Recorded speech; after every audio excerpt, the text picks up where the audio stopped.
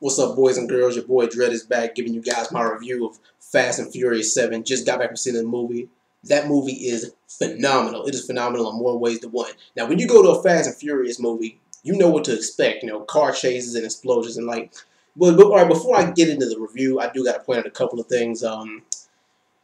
This series is 15 years old almost. Well, 14, 15 years old, and the movie, a lot of people who've been watching the series for a long time have been complaining that the movie's going just from street racing to some James Bond 007 action-packed explosion type stuff. You know, they're going overboard with the special effects. But, I mean, when you go to a movie, I mean, like, you know, you get what you expect and then some. I mean, like, for anybody who's a fan of racing and cars, for anybody who's a fan of action and shooting and explosions and, you know, some comedy thrown in there, you go to the movie theater.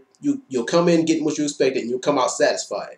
I mean, there's nothing like this movie is almost a 5-star movie. It is almost perfect. I mean, like it's a couple of gripes, and a couple of complaints, but you know, other than that, you'll leave the movie satisfied. I mean, now just the plot. I mean, like there's gonna be minor spoilers, so just be prepared for that. And there's so much star power in this movie. It's not even funny. I mean, you know, of course you got you know the main cast. You got Vin Diesel. You got Paul Walker, rest in peace. You got Tyrese, Ludacris. Oh yeah, and there is kind of a plot twist with one of the main characters in there who you'll see like somewhere like early and midway through the movie. There's a little bit of a plot twist involving one of the characters, and of course you got Letty and everything.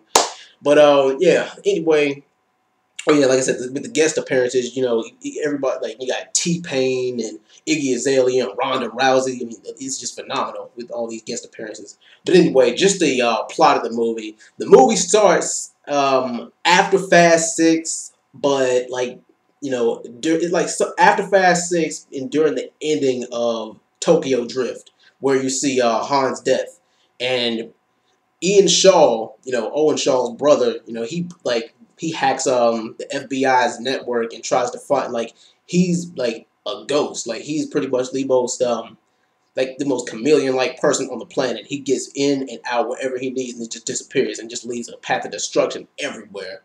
And there's a fight scene with him and The Rock, aka Luke Hobbs, in the beginning. It's very good, and he actually hit the rock bottom, which I was like, yes! In the theater, I was happy with it. As a wrestling fan, I was happy to see that.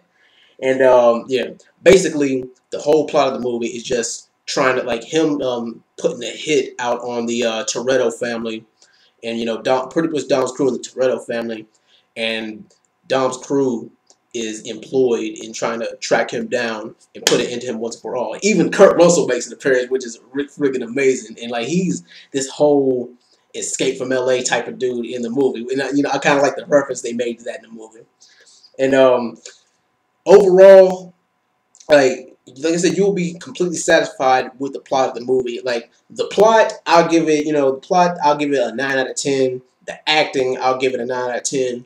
The special effects, which some people complain about, with it being a little bit over the top, a little bit overboard. I agree. I mean, it is kind of overboard with, because a lot of the things that happen in the movie, the average person would probably die. I mean, come on, car explosions and missiles being fired at you and countless gunfire, countless, bullets, aiming at people, But the special effects, I'll give it a 9. The acting, I'll give it a perfect 10. The acting was very good.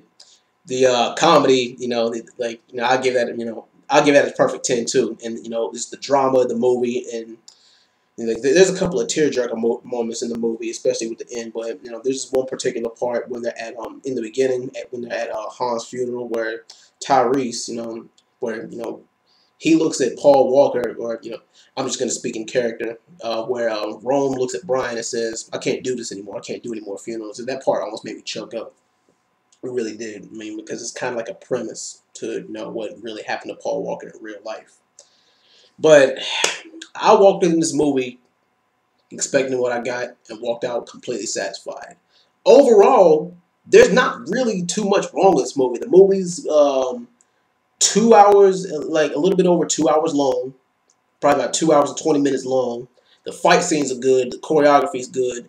The cars.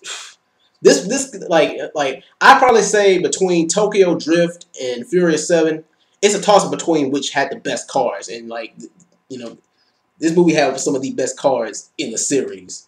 Now, before Paul Walker's death, they signed on to do 3 more Fast and Furious movies, but if they decide, I mean, with the way it ended, I'm not gonna spoil the ending, but if they want to end it, if they want to end the series the way they ended, I would not be disappointed at all. I mean, like the movie, the way the movie ended deserves to go out on a good note.